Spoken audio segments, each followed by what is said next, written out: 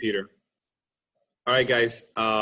So we're going to do this little tutorial video, and I'm going to record on video the steps for completing this exercise in the Onshape Assemblies tutorial. In my class right now, this is, I think, the 5th exercise that we're doing for Onshape Assemblies, or for creating assemblies in Onshape. The first step that we're doing is we're going to click on this public document and make a copy of it. So I'm clicking here. Can you guys see my screen right now, by the way? Everything good on my screen share? All right, thank you, Enrique. So open up that public document, and I'm gonna click make a copy, and I'm gonna add my name to it, as you guys would if you're making a copy of it for you to turn in, Mr. Robles.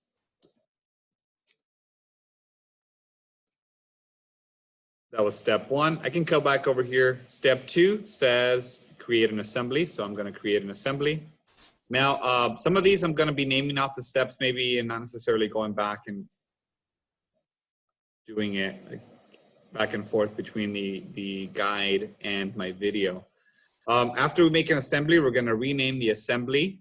I'm gonna do this by doing 2-finger tap on a Chromebook or right click and rename, and we're gonna rename this toggle clamp assembly. So that's rename toggle clamp assembly. Then we're going to insert all of the Part Studio, and just go ahead and click it over here somewhere in green check mark. So let's see, insert it. Okay. Now steps 5, 6, 7, and 8. I'm going to go all the way through step 8. We are arranging the base of this toggle clamp. Showed you guys in my class a video what a toggle clamp does. If you've never seen it, just go YouTube toggle clamp. There are these very cool tools. They use a lot for fixturing and jigs for assembling components and for welding components, clamping stuff down to welding tables and fixtures, etc. So this is the base of it, and we're going to rearrange it so that it is in its kind of natural resting position. I'm going to do that by clicking here to see the triad, and we're going to attach the triad to this part right here in the center of the part, except if we try to drag it over here, there's nothing to click on. So we're going to hover over the blank space of the part where there's no feature, and then Onshape recognizes the kind of the origin of the part, and we can let go, and the triad will now be attached to the center of the part there. We're going to right click on the arrow facing away from this and anti-align that with the z-axis, so that is now facing down. We're going to right click in the center of the triad and move it to the origin. And then we can right click anywhere else in the part and fix. So now this part is totally fixed down, and we're able to start attaching the rest of it. Step 9, we are attaching this bushing into these holes on this base bracket for the toggle clamp. And before I start attaching, I'm going to rotate it around so that I can see kind of the underside of this flange here. So I'll click on this and then drag the endpoint circle and rotate it around. The exact angle doesn't matter because we're going to mate it right now. So we're going to do a fasten mate, and I'm going to click on the outside edge of this hole so that it selects the center axis of that hole with the mate connector. And then I'm going to also click the inside edge of this bushing. When I do that, it mates those 2 edges correctly the way I want them to, except I actually want this part going into the bracket through both of these holes, so I'm going to flip the axes. Green check mark, that one's done. The next part that we're going to attach is the plunger on the toggle clamp, so I can go ahead and drag this over here so it's closer. And we're going to do a slider mate on this one.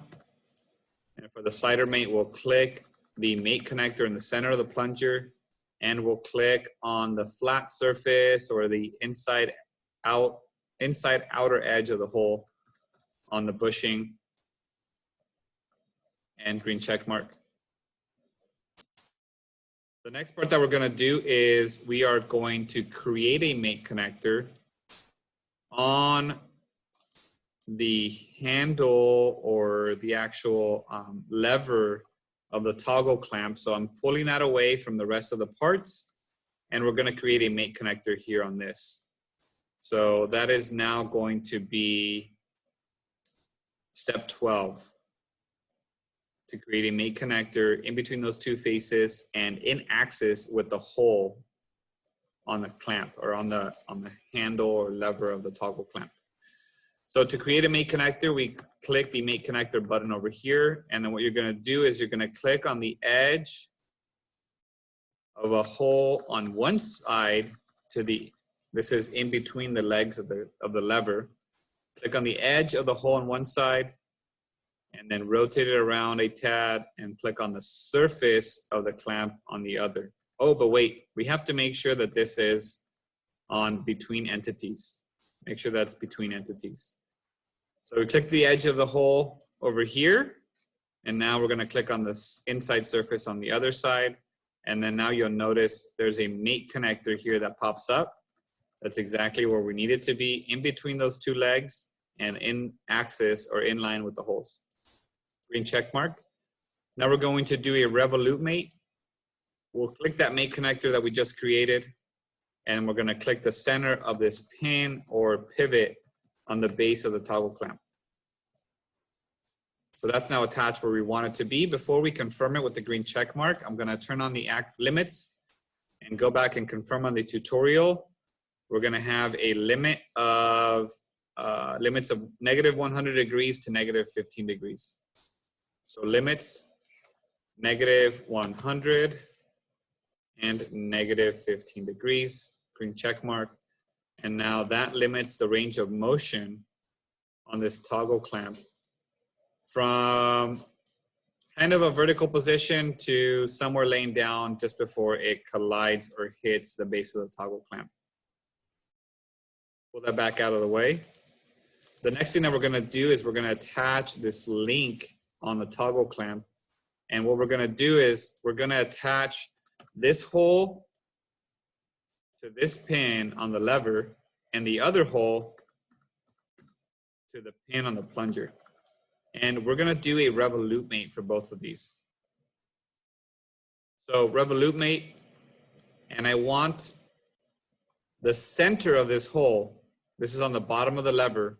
So notice there's a couple different ways that I can select on this. If I click on the edge of this of the hole, it selects a mate connector that is in plane or in level with the surface of it. And if I hover over towards the inside wall or surface of that hole, I can click the mate connector that is in the center of it. And you'll notice that there's 3 mate connectors that pop up here. 3 mate connectors that pop up. It's kind of hard to select them. And we want to make sure you pick the center mate connector. So center mate connector on that, and the center mate connector over here on the middle pin of the lever. Center mate connector there. Green check mark. That revolute mate is done. And we don't have to move it, but the next thing that we're going to do is we're going to, it got kind of tricky for me. We're going to mate the other end of the linkage into the pin on the plunger. So this is also a revolute mate. Clicking on the center inside wall of the hole. So I select the center mate connector and then the center of the pin here. Green check mark. And I see something weird that happened here. It kind of like rotated it around where it's facing the wrong way. Okay. If this happened to you, here's one way you could fix it. I'm going to press Control Z to undo those mates, that last mate that I just did. I'm going to click on the arm here and fix it. I'm going to pull down the lever to where it's close to where I need it to be. Then I will unfix the lever. No worries, Enrique. And then now I'll be able to reattach it over here. So revolute mate. Click in the center mate connector on that lever or the link, and the center mate connector on the shaft over here, green check mark. And then now that is correctly attached where we need it to be. Now, if you took it and kind of like shake it around sometimes, and you're able to kind of trick Onshape into overextending it, like it just happened earlier, but it's not happening right now, so that's all right. So now we have one more thing, and let's see, we are now on step 17. So for step 17, we're gonna attach this grip here onto the lever, and the grip actually has an inside opening that is flat. So we're gonna click on this inside flat surface, and over here on the render options menu, we're gonna turn on section view, and it's gonna give us, green check mark, this kind of like x-ray vision that I've explained to you guys before, right? Now look, I just turned on section view, and it looks like the rest of my part disappeared. It didn't. It's like we have an x-ray vision going through, looking through everything directly at this surface here. And we're gonna turn it off in just a second after we select the mate connector that we want in this area.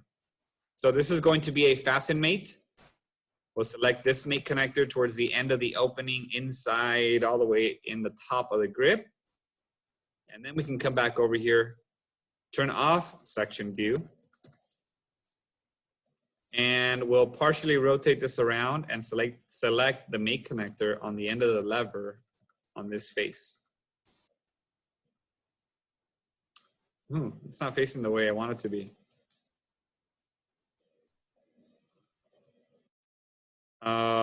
Can I rotate it? Yeah, I think I can. Okay, there it is. Green check mark. That one's done. I can put this in isometric view, or whichever way I want it facing. And then you can actuate the toggle clamp. So when you guys are done with this, what you're gonna do is you're gonna use a snipping tool or control and the button above the number 6 on your Chromebook. And you're actually gonna take a picture of your whole screen where I can see your mates on this side and your name in the upper left-hand corner. And then you go ahead and go get it turned in online for class.